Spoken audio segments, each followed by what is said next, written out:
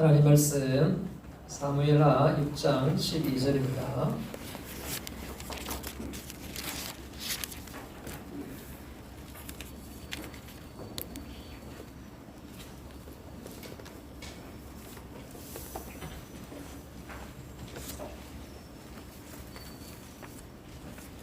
사무엘하 6장 12절입니다. 거기 다윗 왕에게 고하여 가로되 여호와께서 하나님의 괴를 인하여 오벳에돔의 집과 그 모든 소유에 복을 주셨다 한지라. 다윗이 가서 하나님의 괴를 기쁨으로 메고 오벳에돔의 집에서 다윗 성으로 올라갈새 여호와의 괴를 맨 사람들이 6걸음을 행하며 다윗이 소와 살찐 것으로 제사를 드리고 여호와 앞에서 힘을 다하여 춤을 추는 때에 배 에봇을 입었더라. 다윗과 온 이스라엘 족속이 즐거이 부르며 나팔을 불고 여호와의 괴를 메어 오니라. 여호와의 괴가 다윗 성으로 들어올 때에 사울의 딸 미갈이 창으로 내어보다가 다윗 왕이 여호와 앞에서 뛰놀며 춤추는 것을 보고 심중에 저를 업신여기니라. 여호와의 괴를 메고 들어가서 다윗을 위하여 친 장막 가운데 그 예비한 자리에 두매 다윗이 번제와 화목제를 여호와 앞에 드리니라.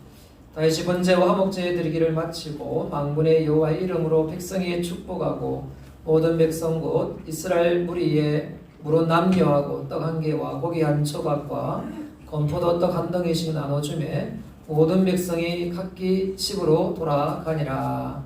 아멘.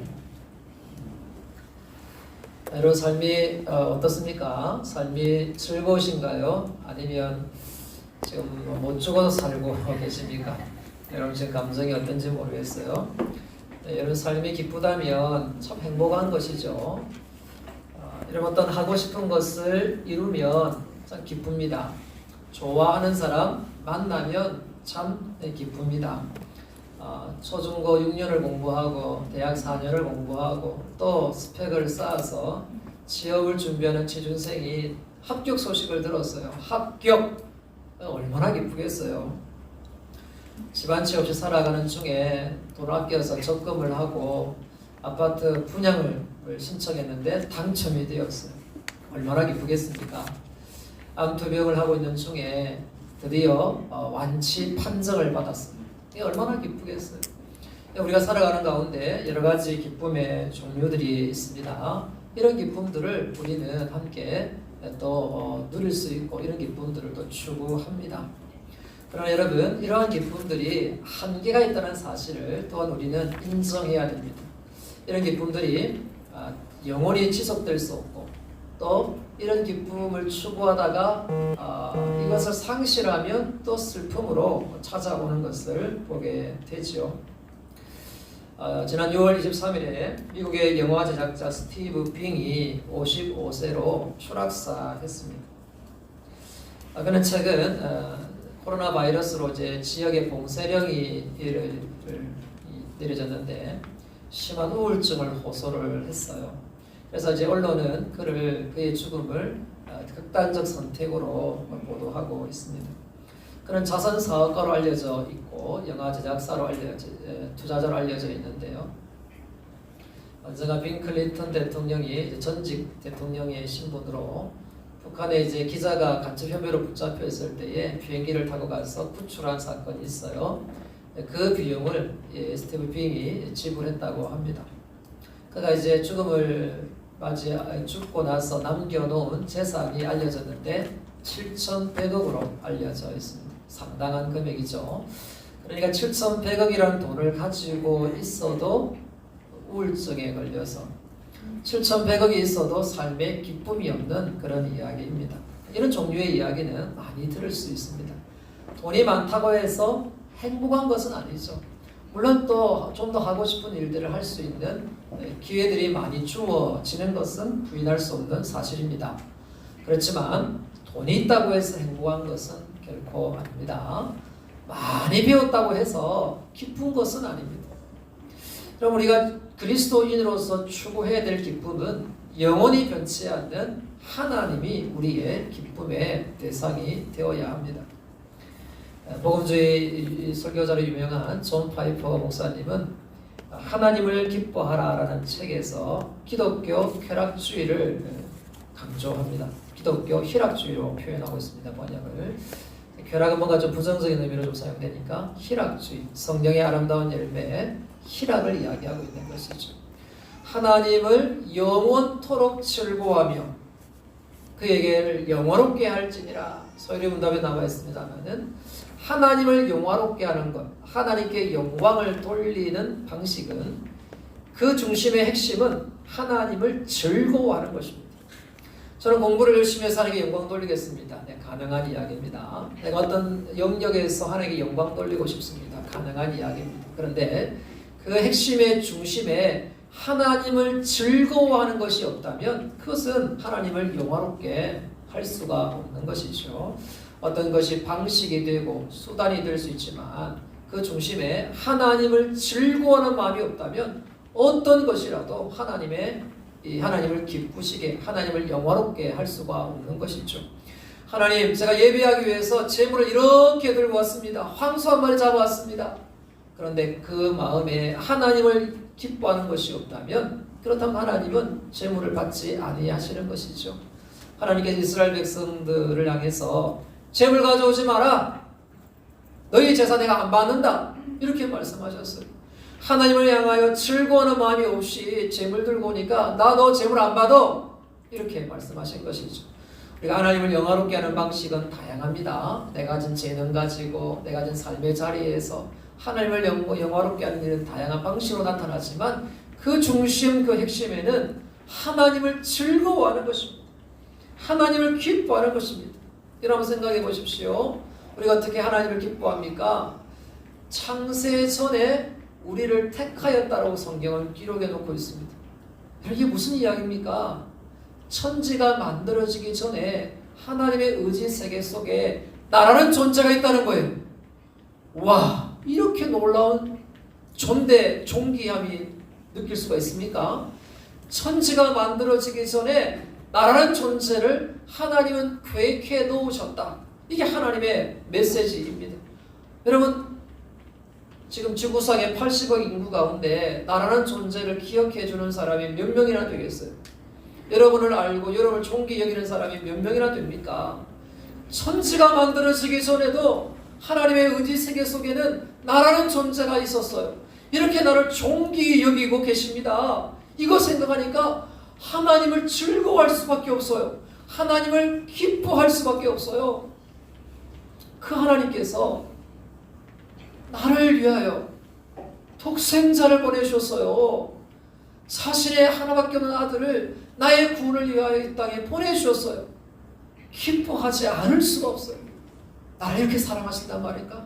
그것도 내가 하나님 앞에 죄를 범하고 하나님 앞에 내가 원수되어 있을 때에도 그럴 때에 하나님께서 자기 아들을 십자가에 못 박게 하셔서 나를 향한 하나님의 사랑을 확정해 주셨습니다. 이 사실을 깨닫고 나니까 하나님을 좋아하지 않을 수가 없어요. 하나님의 매니아가 되어버렸어요. 하나님의 팬이 되어버렸어요. 그뿐 아니라 그 주님께서 이제 성령으로 나와 함께 하고 계세요. 세상 끝날까지, 여러분 기억하십시오. 세상 끝날까지, 내 생이 다할 때까지 우리 주님께서 나와 함께 하고 계세요. 그래서 우리는 하나님을 즐거워할 수밖에 없는 하나님의 팬이 되어버렸습니다. 하나님의 매니아가 되어버렸습니다. 우리는 하나님을 즐거워하는 자가 되었습니다. 그래서 여러분, 기독교의 표지, 이런 표지라는 것은 우리를 나타내는 상징을 이야기합니다. 저 사람이 그리스도인이냐 아니냐, 뭘 가지고 구별하느냐? 희락이 있느냐라는 것입니다. 기독교 희락주의, 그리스도 안에서 기뻐하는 것이 있느냐, 이게 그리스도인이냐 아니냐를 결정짓는다는 것입니다. 물론 여러분, 우리 순간순간 좀 우울해질 수 있고 또 근심 걱정에 사로잡힐 수 있지만 빨리 회복되는 것입니다. 바로 그 자리에서 나오는 것입니다.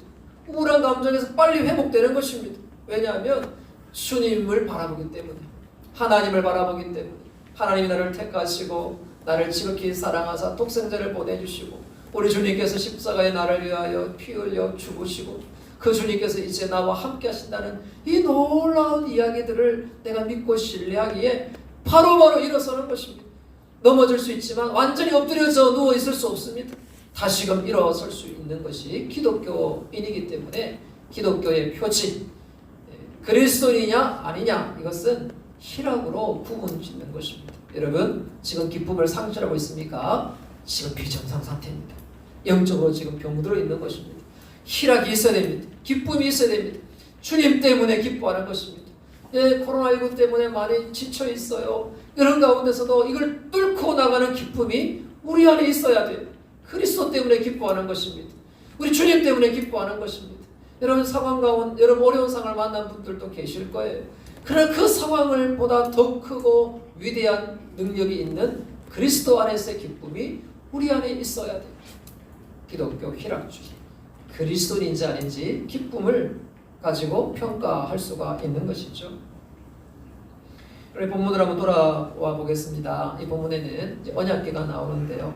이스라엘에 법궤가 있어요. 법궤는 상자인데 그 안에 십계명 두 돌판이 있고 아론의 쌍난 지팡이 만나가 들어있고 그 덮개에 속죄소라고 하여 하나님의 임재가 있다라고 하나님이 약속해 주셨어요. 그러니까 보이지 않는 하나님이시지만 하나님의 임재가 있는 상징으로서의 그 언약궤 물건입니다. 그리고 실제로 그 임재를 하나님 나타내셨습니다. 하나님의 영광이 가득한 모습을 구름이 가득하도록 함으로 언약궤가 있는 것에서 하나님의 임재를 나타내셨어요. 그래서 언약궤 너무 중요하죠. 블레셋과의 전쟁 가운데 엘리 제사장 시절에 이 언약궤가 빼앗겼어요. 근데 블레셋에서 옮겨갔더니 그게 지향이 있어서 다시 이스라엘로 왔는데 아비나답의 집에 있었습니다. 사울 왕도 이것을 그냥 신경 쓰지 않았어요. 다윗은 이 사실을 알고 언약궤를 다윗성으로 예루살렘으로 옮기고 싶었습니다. 하나님을 너무 사랑하니까, 하나님을 너무 즐거워하고 기뻐하니까 하나님의 임재의 상징물인 이 언약궤를 들고 오고 싶었어요. 운반하고 싶었어요. 그래서 빨리 운반하고 싶었던 나머지 수레에 언약궤를 싣고 오게 되었습니다. 나그네 타작마당에 소가 뛰면서 언약궤가 흔들렸어요. 우사가 그것을 막았어요. 흔드니까 잡았어요. 이 우사가 죽었습니다. 그래서 고민하죠. 이게 무슨 일인가. 그래서 가까운 오베데돔의 집에 언약궤를 두었습니다.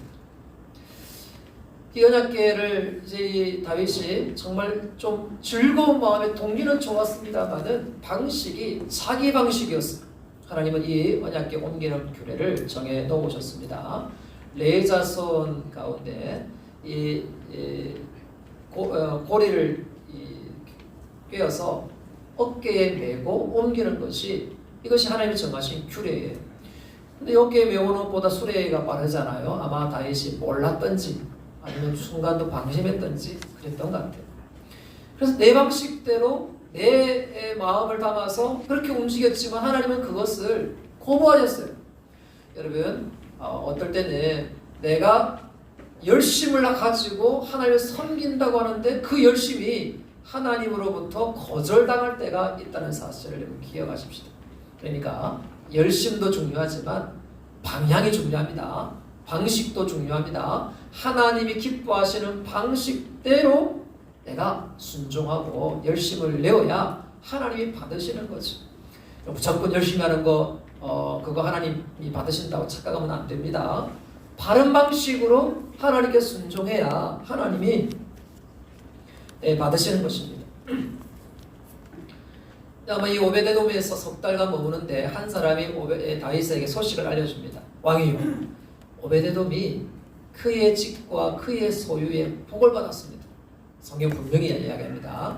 하나님의 궤로 인하여, 이게 오베데돔의 집이 복을 받은 이유가 다른 이유가 아니라 하나님의 언약궤로 인하여 그의 집과 그의 소유가 복을 받았습니다. 이렇게 이야기를 해요. 하나님의 언약궤가 어떤 집에는, 어떤 사람에게는 복이 되고 또 어떤 사람에게는 화가 된 것입니다. 순종하는 자에게는 복이 되었고 불순종하는 자에게는 화가 되었다는 것입니다. 여러분, 교회 다니는 것은 그 자체가 복입니다. 그런데 교회 다니는데도 하나님 앞에서 화가 될 수가 있고, 교회를 다니는데도 불구하고 화를 받는다는 것입니다. 또 어떤 사람은 하나님 앞에 교회를 출석하고 신앙생활하는 것이 복이 됩니다. 하나님 앞에 순종하면서 드려지는 신앙생활은 복이 되고, 형식으로 드려지는 것들, 형식으로 끝나버리는 것들 하나님 앞에서 화가 될 수 있다는 것입니다. 여러분 기억하십시오. 나는 뭐 교회 다니니까 그거 아닙니다. 내가 하나님을 진정으로 예배하고 있는가? 내가 진심으로 하나님 말씀을 사랑하고 순종하고 있는가? 본질에 대해서 우리는 늘 점검해 보아야 됩니다. 언약궤 옮기는데 얼마나 소중한 일입니까? 그것도 좋아서 즐거워서 옮기는데 뭐가 잘못되었습니까? 옮기는 방식이 잘못되니까 하나님께서 진노하셨어요. 내가 열심을 다하되 바른 방식으로 열심을 기울여야 된다라고 하는 것입니다. 여러분 이제 사이비 이단 집단들 얼마나 열심히 해요. 참 우리가 부끄러울 정도로 정말 열심히 해요. 그런데 거짓되고 잘못된 방식으로 열심을 하니까 문제가 터지고 또 결과적으로는 큰 비참함을 맛보게 되는 이야기들을 우리가 많이 듣고 있지 않습니까? 바른 방식으로 열심을 내는 것이 하나님께서 받으시는 신앙생활의 모습인 것입니다. 이제 오베데돔의 집의 복을 받은 소식을 듣고 이제 다시 도전합니다. 여러분 언약궤를 가져오는 것은 바른 것입니다. 가져오는 방식이 잘못된 것이지 가져오는 것은 바른 것입니다. 한번 잘못되었다고 포기하지 않습니다. 또 이제 도전합니다. 이번에는 다시 올바르게 공부를 한 것 같아요. 오늘 본문의 병행구절인 역대상 15장에 보면 레위 지파의 자손의 족장들의 형제들을 모았어요. 제가 카운트를 해보니까요 762명을 모았습니다. 어깨에 메고 아마 교체하면서 이렇게 옮겨졌다고 보아져요. 그리고 이제 레위 지파 가운데 노래하는 사람을 모았어요. 헤만, 아삽을 중심으로 노래하는 사람을 모았습니다. 그리고 이 악기 다루는 자들을 모았어요. 노재금, 수금, 비파, 나팔 부는 사람들을 모았어요. 그리고 이제 노래하게 만듭니다. 여러분 지금 상상이 가시죠? 그리고 제사장을 부릅니다.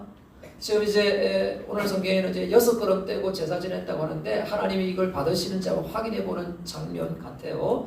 어깨에 메고 옮기는데 주변에서는 악기를 키면서 노래하는 것입니다. 그리고 성경에는 즐겁게 옮겼다 이렇게 성경은 기록해 놓고 있습니다. 자 여러분 하나님 말씀대로 규례를 지키고 그리고 내가 진정으로 기뻐하는 진심을 담아서 노래하고 악기를 다루고 다 있은 거기서 춤추고 이렇게 지금 하나님 언약궤를 옮기고 있는 것입니다. 자 여러분 우리가 어떤 규정이라고 하면 뭔가 이게 좀 위축돼요. 뭘 지켜야 된다라고 하면 뭔가 의무라고 생각이 들어요. 맞습니다. 규정을 정한다는 것은 뭔가 지켜야 되고 의무가 되어지죠. 그러나 여러분 그 형식에 나의 진심을 담고 나의 즐거움을 담을 때 올바른 의식이 되는 것이죠. 형식만 남으면 메마름이 있는 것이죠. 누가 이렇게 묻습니다. 아니 우리 10시 40분에 예배를 드리고 지금 오후에 못 드리고 있는데 주일 2번 예배 드리는 게 성경에 나와 있습니까? 나와 있지 않습니다. 아니면 뭐 수요일 날도 예배 드리고 금요일 날도 기도회도 하고 또 새벽 기도도 하는데 뭐 성경에 나와 있습니까? 새벽 기도는 근거가 있습니다. 우리 주님께서 새벽에 기도를 했죠. 또 성경에 보면 뭐 특별한 모임, 특별한 이제 미스바 고국 기도회처럼 어떤 목적을 가지고 기도하는 것도 어떤 그런 근거는 갖고 있습니다. 이렇게 형식화되어 있는 근거를 성경에 다 일일이 찾기는 쉽지 않습니다. 우리 공동체가 약속을 하여 함께 모여 예배하는 것입니다. 이건 형식입니다. 이거는 의식입니다. 근데 여러분 이 의식을 소중히 여기십시오. 우리가 약속하여 하나님 앞에 드리기로 작정한 시간들입니다. 그래서 우리는 형식을 소중히 여겨야 됩니다. 형식을 소중히 여기는데 여기 끝나면 안 되죠. 여기에 내가 진심을 담아야 됩니다. 마음을 담아야 됩니다. 즐거워하는 것을 담아야 됩니다. 하나님을 기뻐하는 것을 담아야 됩니다. 그럴 때 우리의 예배를 하나님이 기뻐 받으시는 것입니다. 저는 내적으로 하나님을 홀로 예배할 것을 원합니다. 형식보다는 내가 원하는 방식으로 홀로 예배하겠습니다. 불가능한 것은 아닙니다만 하나님은 공동체로 모여서 예배드리기를 원합니다. 하나님은 한 사람의 예배도 기뻐 받으시지만은 하나님의 백성들이 함께 모여 예배하기를 원하십니다. 마지막 때가 될 때에 모이기를 피하는 자의 어떤 생각과 같이 하지 말고 너희는 모이기를 힘쓰라라고 말씀하고 계세요. 물론 여러분 오늘 같은 이제 감염이나 또 뭐 재난이나 전쟁이나 특별 상황 속에서는 흩어져서 예배할 수 있고 홀로 예배할 수 있습니다만은 할 수 있는 대로는 우리가 모여서 예배를 드려야 합니다. 그래서 하나님께서 기뻐하시는 것이죠. 그래서 형식과 내용, 형식과 내용이 함께 균형을 잘 이루어야 돼요. 여러분 이 젊은 우리 세대들은 형식보다는 이제 본질과 내용을 추구하는 어떤 성향들을 조금씩 봐요. 좋은 현상입니다. 그러나 형식이 약화되어서는 안 돼요. 이번에 이제 코로나19 때문에 지금도 조금 지금 우리가 좀 지침은 있지만 부산은 조금 온도가 그렇게 심하진 않잖아요. 2월달에 참 심했잖아요. 한 교회에 이제 코로나19 때문에 좀 걱정이 되시는 분들은 좀 자유롭게 예배를 선택하시고 또 이제 영상으로 예배드리면 되겠습니다라고 광고를 했어요. 예배 참석하시는 분들은요 오히려 더 감염에 위험한 고령자들 다 나오는 거예요.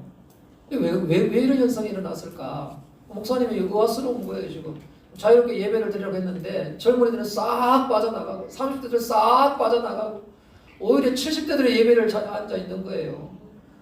이게 무슨 현상인가? 무슨 현상입니까? 그분들은 어릴 때 형식에 대한 강조를 배웠어요. 하나님께 예배드리러 나가는 것이 하나님 예배하는 것이라고 배웠어요. 그러니까 뭐 감염이든 말든 뭐 하나님 나는 예배드린다 하고 나온 거예요. 젊은이는 그런 데 있어서 강조적으로 교육을 받지 못한 것이죠. 그러니까 이제 싹 빠져나가 버린 것입니다. 물론 어떤 면에서 이해할 수 있는 면도 있습니다. 그러나 여러분 형식도 소중히 여기고 내용도 소중히 여겨서 하나님께 나와서 함께 예배드리고 거기에 진심을 담고 마음을 담고 기쁨을 담고 하나님을 즐거워하는 마음을 담는 이것이 건강한 우리의 예배의 모습인 것이죠. 규례를 따라서 어깨에 메고 복개를 옮깁니다. 그리고 노래합니다. 그리고 춤을 춥니다. 악기를 연주합니다. 즐겁습니다. 축제입니다. 이게 지금 언약궤를 옮기는 모습인 것이죠. 자, 이렇게 언약궤를 옮기는데요.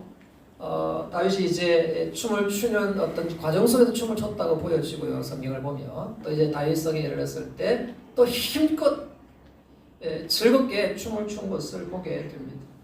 그리고 나서는 하나님 앞에 제사를 지내고 나서는 백성들과 함께 음식을 나누어 먹는 것을 성경은 기록해 놓고 있습니다. 여러분 이 언약궤를 옮기는 과정이 굉장히 다양하고 드라마틱하고 그러면서도 의식도 지키고 또 그러면서도 하나님께 제사도 드리고 그리고 마지막에는 백성들과 함께 음식을 나눠 먹는 것으로 마무리가 됩니다. 여러분 이게 하나님께 드려지는 것이요 굉장히 절제가 있으면서 그리고 감정도 표현하면서 역동적인 것을 보게 되죠.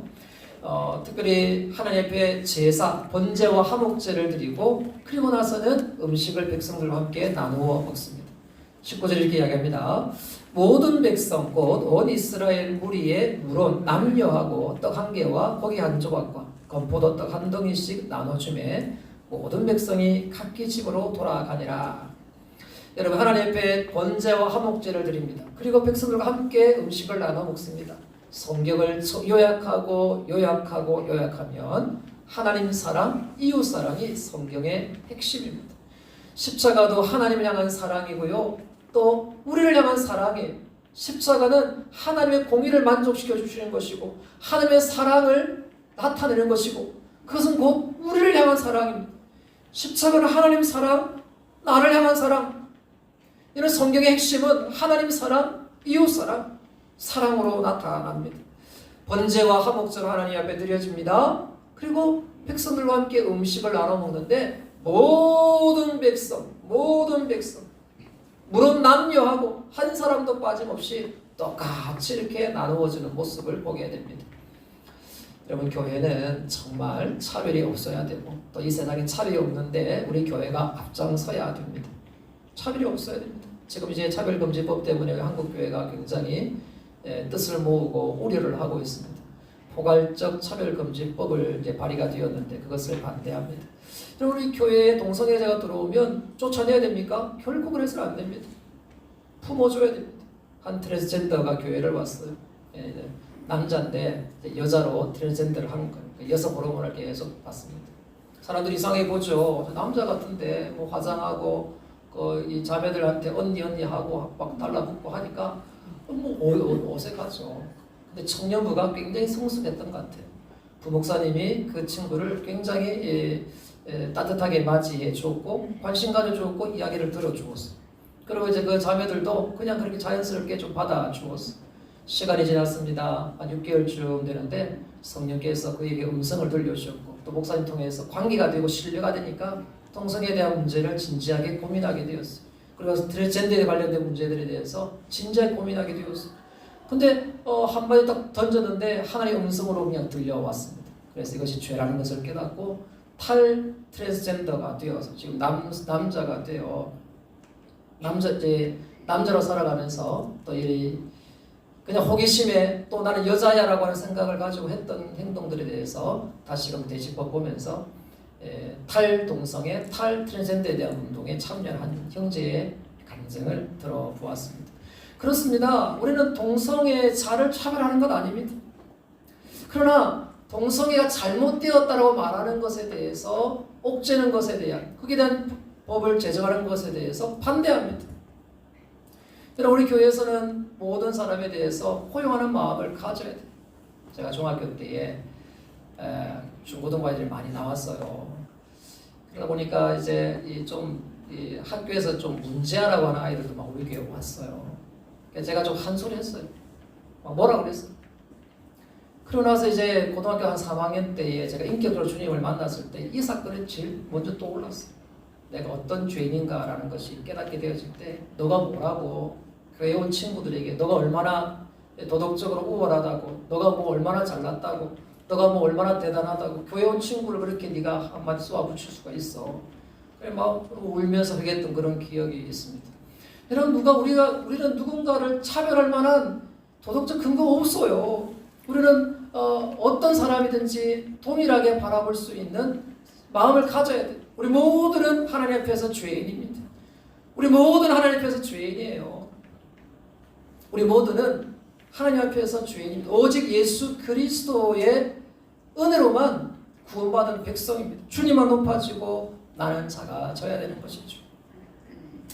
여러분 또 이 언약궤를 맞이하는 다윗의 의상에서 다윗 자세를 볼 수가 있습니다. 다윗이 베에봇을 입고 언약궤를 맞이했어요. 성경은 일부러 그것을 기록해 놓고 있습니다. 베에봇 무슨 말입니까? 왕복을 벗어던지고 베에봇을 입고 언약궤를 맞이했습니다. 맞았어. 그 말이 무슨 말이죠? 언약궤 앞에서는 나는 왕이 아니라는 거예요. 나는 하나님을 예배하는 자, 하나님을 경배하는 자라는 것입니다. 여러분 우리 하나님 예배 자리에 나올 때 세상에 간판 들고 나오지 마십시오. 여러분 우리 세상에 어느 정도 지위가 있고 좀 잘남이 있다 할지라도 예배 자리에 올 때는 나는 구원받은 백성이고 피조물이고 하나님은 창조주고 나는 피조물입니다. 이 고백으로 나오십시오. 다른 어떤 것 들고 나오지 마십시오. 온전히 하나님을 예배하는 예배자로 나는 죄인입니다. 나는 피조물입니다. 하나님을 예배하는 예배자입니다. 베에봇을 입고 나와야 돼요. 어떤 작은 교회 집사님이 떡을 해서 왔어요. 웬 떡이에요? 우리 아이가 이번에 1등 했잖아. 이분은 한 주간 동안 예배를 기다리고 있었어요. 떡 돌리려고. 내 아이 1등하고 자랑하려고. 예배를 그렇게 준비했던 거예요. 그렇게 하면 안 되잖아요. 여러분 우리가 하나님을 예배할 때에 베에봇을 입는다는 거, 왕복을 벗어 던진다는 거, 내가 하나님께서 어떤 자인지를 고백하고 내가 참 하나님께서 죄인이고 피조물이고 하나님을 예배해야 될 존재인 것을 깨닫고 나오는 것, 이게 참 예배자인 것입니다. 그래서 여러분 예배 드릴 때 깨끗하고 단정한 옷을 입고 나오는 것은 좋지만 화려하게 입고 오지 마세요. 교회 나올 때 뭔가 자랑하려고 뭘 준비해서 오지 마세요. 그냥 단정하게 입고 오세요. 깔끔하게 입고 오세요. 그 이상 하지 마세요. 교회 올 때 뭘 치장하지 마세요. 그러니까 깔끔하고 단정한 정도의 차림으로 오십시오. 뭘 드러내려고 오지 마십시오. 우리 하나님 앞에 예배하러 옵니다.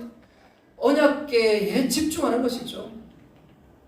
이제 백성들을 축복하고 음식을 나눠 먹고 이제 가족을 축복하려고 집에 들어왔어요. 미갈이 아내입니다. 미갈이 다윗을 맞이하는데요. 20절 이렇게 이야기합니다. 이스라엘 왕이 오늘날 어떻게 영화로우신지 방탕한 자가 염치 없이 자기의 몸을 드러낸 것처럼 오늘날 그 신복의 계집종의 눈앞에서 몸을 드러내셨도다. 배에 옷을 입고 힘껏 즐거워 춤을 추다가 바지가 내려간 거예요. 그러니까 그것을 보고 염치가 없다, 부끄러움도 모른다, 방탕한 자 같다, 이렇게 이야기를 했습니다. 다윗이 화가 났죠. 다윗이 화가 나서 이렇게 이야기합니다. 나는 더 낮아져서 천한 모습이 된다 할지라도 너에게는 내가 존경을 받아야 되고, 내가 이렇게 하는 것은 여호와 앞에서 한 것이다, 이렇게 이야기를 해요. 여호와 앞에서 한 것이다. 사실 저는 왕이 되면 좀 체면도 생각해야 되고 다른 사람 시선도 생각해야 안 되겠습니까? 근데 지금 다윗은 언약궤만 본 거예요. 드디어 언약궤가 이 다윗 성으로 들어오는구나, 내 앞에 있는구나, 너무 좋아서 춤을 추는데 힘껏 춤을 췄다. 이 감정도 표현되고 정서도 표현되고 의지도 표현되고 힘껏 춤을 췄다. 그런데 그것은 너 앞에서 한 게 아니야, 신복들 앞에서 한 거 아니야, 다른 어떤 사람들 앞에서 한 거 아니야, 나는 하나님 앞에서 춤을 춘 거야, 이렇게 이야기를 하죠. 다윗은 정말 하나님 앞에서 한 사람으로 보여요. 골리앗 앞에 섰는데 골리앗이 안 보이든지 작아 보였던 거예요. 하나님 앞에서 바라보니까 골리앗이 크게 보이지 않았어요. 골리앗이 크게 보였다면 다윗이 어떻게 그 앞에 나아갈 수 있었겠습니까? 이 골리앗은 3m 가까이 되는 그 거인이고, 어려서부터 사람을 죽이는 훈련만 받아온 사람이고, 그렇게 훈련도 받고 먹고 자란 사람이고, 이 골리앗이 막 으르렁 대면서 이 이스라엘 향해서, 하나님을 향해서 욕을 하니까 크게 분노를 느꼈는데, 사실은 하나님이 나와 함께 하십니다. 너는 칼과 창과 단창으로 나오지만 나는 만군의 여호와 이름으로 나간다. 만군의 여호와 이름에 집중한 것입니다. 만군의 여호와 이름이 골리앗보다 더 크게 여겨졌습니다.